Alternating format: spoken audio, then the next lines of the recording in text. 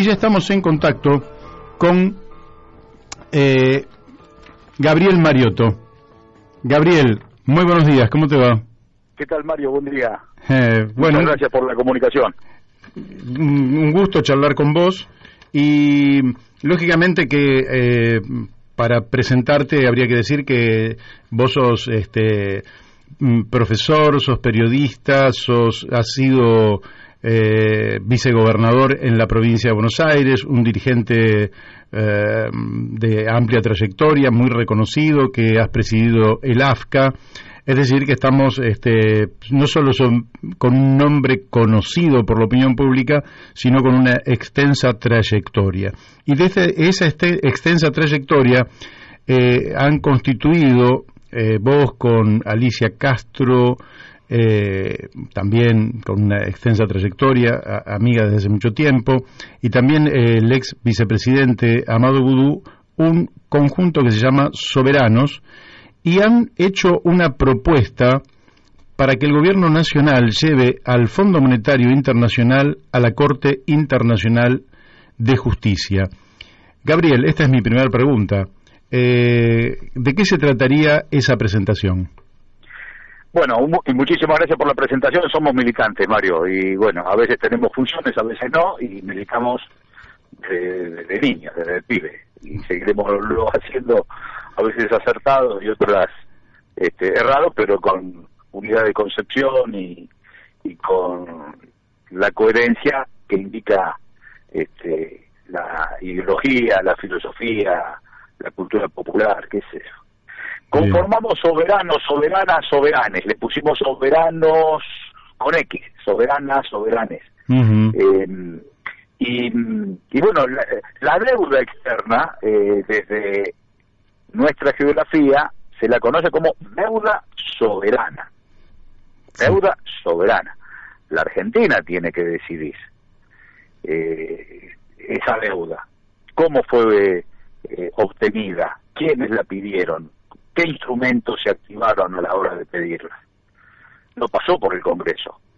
Ahora el Fondo Monetario Internacional exige que pase por el Congreso el acuerdo supuesto, pero no pasó por el Congreso. Y nosotros recomendamos al gobierno que se presente ante la Asamblea General de las Naciones Unidas y por supuesto hacia la Corte Internacional de Justicia de la Haya, porque hay una serie de normativas de la Carta Orgánica del Fondo que fue violada precisamente por el organismo internacional. Uh-huh. Y nosotros entendemos que si bien el Fondo, como esas instituciones internacionales, tienen inmunidades, bueno, pero la Carta Orgánica de las Naciones Unidas del año 46 dice que si hay un conflicto entre un Estado y el Fondo Monetario Internacional, debe ir a la Asamblea General de las Naciones Unidas y a la Corte Internacional de Justicia. Nosotros advertimos y subrayamos una serie de irregularidades y entendemos que el ámbito de reclamo es la Corte de la Haya. Por eso le pedimos al gobierno que advierta este documento, lo analice y que lo impulse antes de una negociación en donde ya sabemos la exigencia del fondo a la hora de establecer un plan para poder asistir a pagar lo que ellos reclaman. Se han violado varios artículos. Y vos porque yo te diría que desde afuera, ustedes pertenecen al Frente de Todos, bueno, yo en este caso hago de periodista, pero también soy dirigente político, y te puedo decir lo que yo veo desde afuera, es decir, vos por ahí tenés más información, pero yo lo que veo en el gobierno, como elemento que prevalece por sobre cualquier otra consideración, es la necesidad de llegar a un entendimiento sobre las formas de pago de esta deuda que se vence en poco tiempo. En los próximos 3 meses hay vencimientos que son imposibles de cumplir por la Argentina, y entonces yo no veo ningún tipo de voluntad en torno al cuestionamiento justamente y la legitimidad de esta deuda. ¿Son optimistas ustedes respecto de este planteo que le están haciendo al gobierno nacional? Nosotros, adentro del Frente de Todos, tenemos esta posición y queremos que se escuche esa posición. El Frente de Todos sigue siendo un frente electoral y nosotros pretendemos que se convierta en un frente político, y para eso tiene que discutir programas. El punto número 1 que atraviesa el resto de las políticas es precisamente deuda externa, porque es un condicionante para el resto de los ejes. Si queremos tener soberanía energética o queremos tener soberanía alimentaria, la deuda externa es un escollo, o hay que resolverlo. Como no se ha discutido, aparecen las versiones. Incluso la carta de Cristina, donde no termina de cuestionarlo ni de aprobarlo, es una carta que queda a mitad de camino en ese aspecto. A nosotros nos representa esta posición, una posición de reclamo, de disputa soberana. No nos da lo mismo una cosa que la otra. Claro. Es cierto lo que vos decís, el gobierno, de acuerdo a las informaciones de los medios y de algunos de sus funcionarios, todo indica que va a exigir es una palabra fuerte, que va a pedir que los vencimientos se prorroguen, pero eso es reconocer una deuda que a nuestro juicio es ilegítima, de fuga. Fíjate que el fondo violó el artículo 1, sección 5 de su convenio constitutivo. Exigía garantías para un acuerdo de stand-by, nunca pidió una garantía. Debe exigir garantía, nunca pidió garantía. Dio 55 mil millones de dólares, que es el 60% de lo que tiene el fondo prestado a cualquier nación, a la Argentina, lo que para Macri, sin pedir garantía.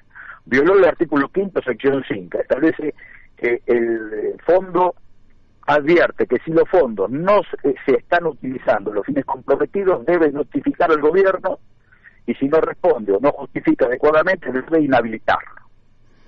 Violó el artículo 6, sección 1, que establece que si el FMI toma conocimiento que los fondos son utilizados para hacer frente a una salida de capitales, debe advertirle al gobierno que ejerza el control para evitarlo, y si no lo hace, inhabilitarlo para recibir los fondos. Nosotros, el fondo tenía a un señor, Trevor Allen, en el staff técnico del Banco Central, y monitoreaban las operaciones.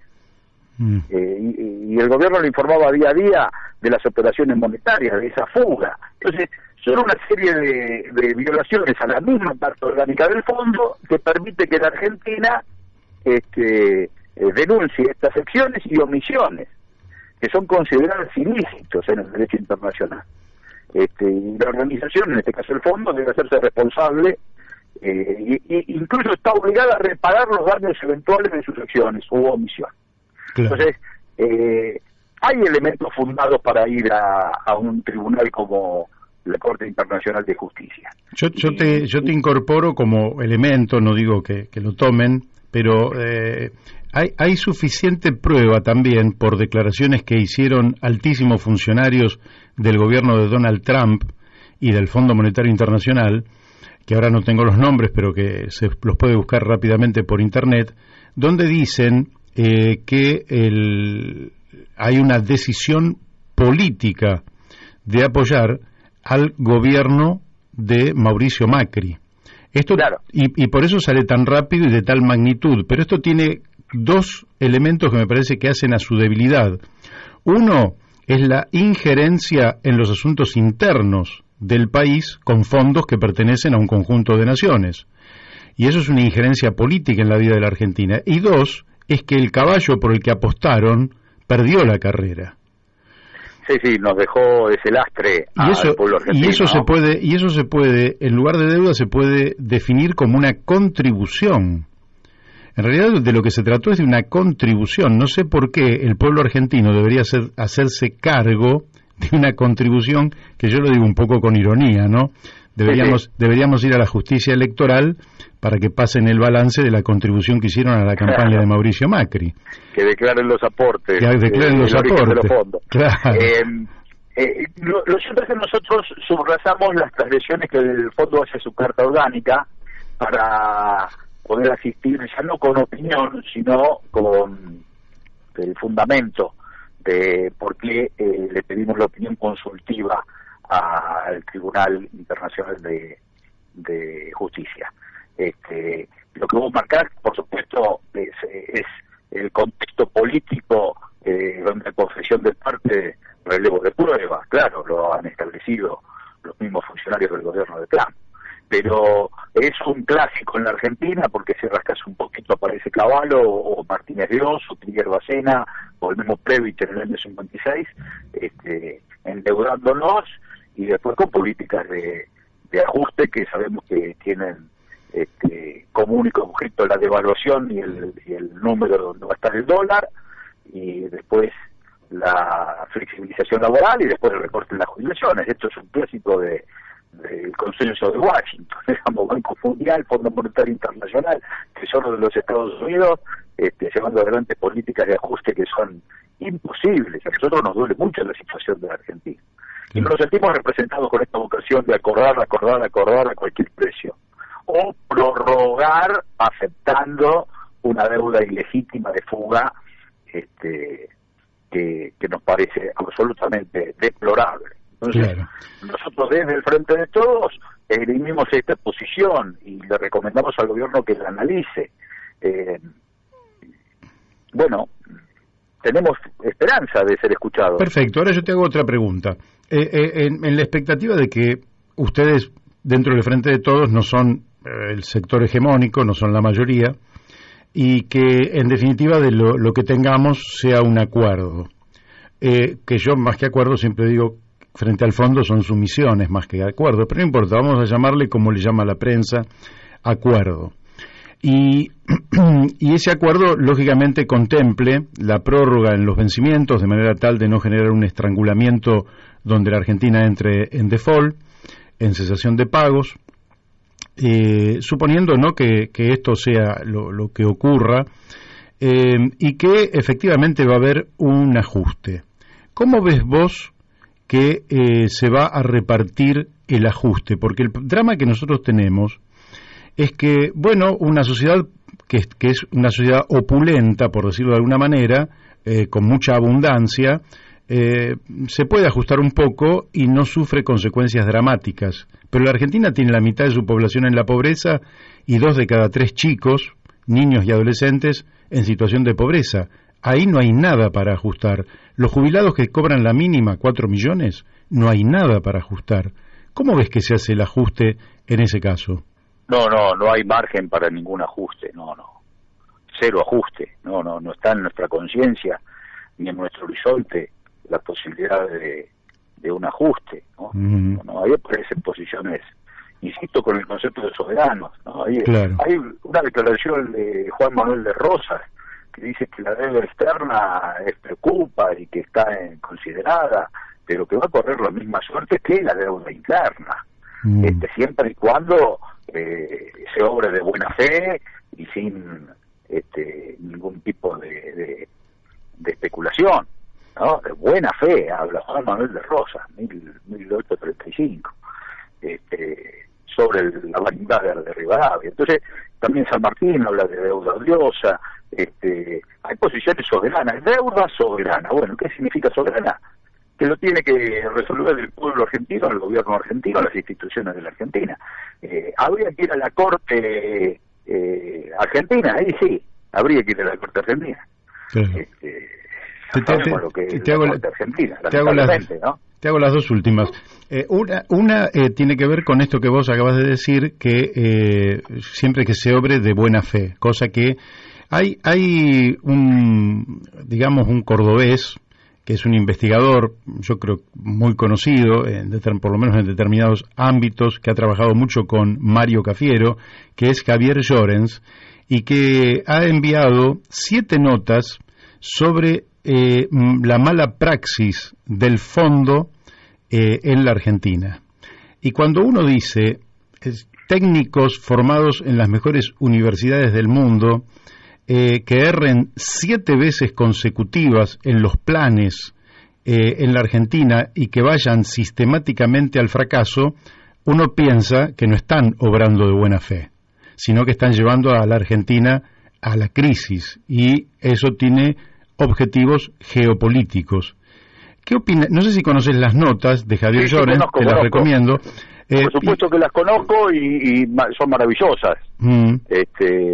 Por supuesto son de lectura permanente dentro de nuestro espacio.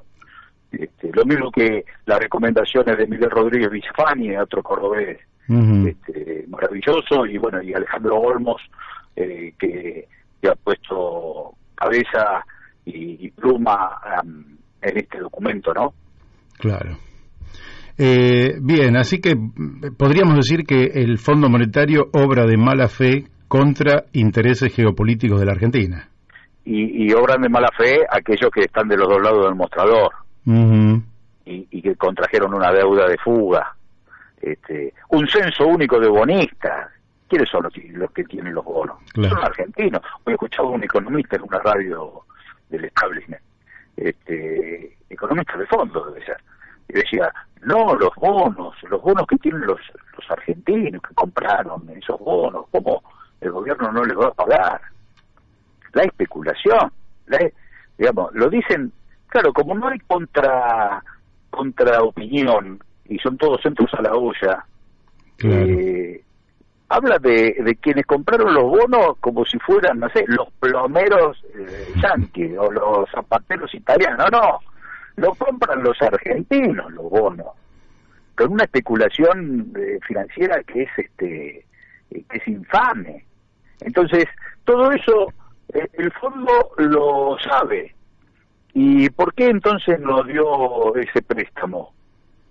Transgrede la Carta Orgánica del mismo Fondo Monetario Internacional. Por eso Soberanos hace esa reflexión y ese aporte al gobierno, no un instrumento que es una Secretaría Legal y Técnica de un país soberano. No, esto que hace nuestro gobierno, pedirle al fondo que se autoevalúe. Es como, no sé, después de una masacre como la del chico en Parque Patricios, es pedirle a la fuerza policial que se autodepure. Esto no es jueguito para la tribuna. Acá estamos hablando de lo que vos subrayaste con mucha claridad y con un gran dolor, el 50% de pobres, niños, niñas en estado terrible, viejitos que no llegan a fin de mes o que no obtienen para los remedios. ¿Qué ajuste podemos hablar? ¿Qué uso podemos diseñar? ¿Nos conformamos con que no explote el primer vencimiento de nuestro gobierno? Bueno, eso no es ninguna posición soberana. Eso es una posición cómplice, que es la que está buscando el fondo. Que todas las fuerzas políticas dejen los dedos pegados en el Congreso votando un acuerdo. O sea, ¿cómo no va a votar el Macri radicalismo si fue quien contrajo esa deuda? Va a votar con las dos manos. ¿Por qué quieren dejar a las fuerzas populares pegadas en esa componenda? No, nosotros desde el Frente de Todos decimos, ojo, tengamos cuidado, tenemos instancias, presentémonos a estos organismos internacionales y bueno, reclamemos por la estafa esta burda, ¿no? Bueno, a mí me parece muy buena, por eso quería entrevistarte. Me parece muy buena la iniciativa, me parece que es pasar a la contraofensiva. Me parece que un gobierno que no tiene ofensiva es un gobierno que está destinado a ser derrotado. Es como un equipo de fútbol, si no sabe atacar, el día que te hacen un gol perdiste.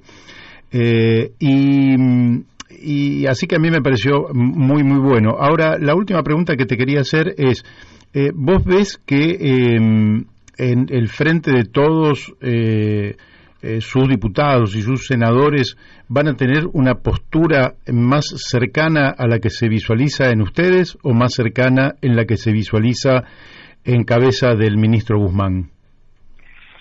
Bueno, será la respuesta racional, es una respuesta de desencanto. Es una respuesta de desencanto. Hay mucha obediencia debida y en esto las posiciones son del presidente y de la vicepresidenta. Nosotros no nos sentimos representados en esas posiciones de acuerdo, acuerdistas, no nos sentimos reflejados. Esto no es una disputa kirchnerismo-albertismo, esta es una posición del gobierno, que si fuera de la del gobierno de Macri no tendría demasiadas tonalidades diferentes. Y nosotros estamos en contra, no queremos que eso ocurra. Y por eso, con todo respeto y con toda pluralidad en el marco de la democracia interna de nuestro espacio, nosotros decimos cuál es nuestra posición. Quizás sea una botella al mar con mensaje de naufragio, pero no dejamos de ser soberanos a la hora de opinar sin tener que recibir instrucciones ni de la Casa Rosada ni del Instituto Patria. Muy bien, mira, me estaba, como postergamos la entrevista, me estaba olvidando que Julio Raffo me pidió que te mandara un fuerte abrazo de su parte, porque dice que en agradecimiento por la filmación de la película Caseros en la cárcel, donde vos... Por favor, no, Julio, colaboramos con Julio en ese gran trabajo de Caseros. Uh-huh. Colaboramos desde la universidad, de la cual Julio fue rector, uh-huh. Fue rector de la universidad en años muy intensos y con posiciones siempre muy dignas, muy lindas, muy altruistas, muy edificantes, muy comprometidas. Así que cuando recibimos un llamado de Julio para colaborar desde nuestra universidad con el proyecto de Caseros, acudimos rápidamente, sabiendo que colaborábamos con un gran director de cine y un gran compañero. Excelente, bueno. Es una gran admiración para Julio. Bárbaro. Gabriel, te mandamos un fortísimo abrazo. Muchísimas gracias. Mario. Siempre será muy edificante reflexionar contigo. Gracias, gracias. Muchísimas gracias. Bueno, ustedes lo han escuchado, Gabriel Mariotto, con mucha claridad, es decir, han fijado una postura y la definición me parece que es muy clara. Cómo evolucionarán las cosas, eso lo desconozco.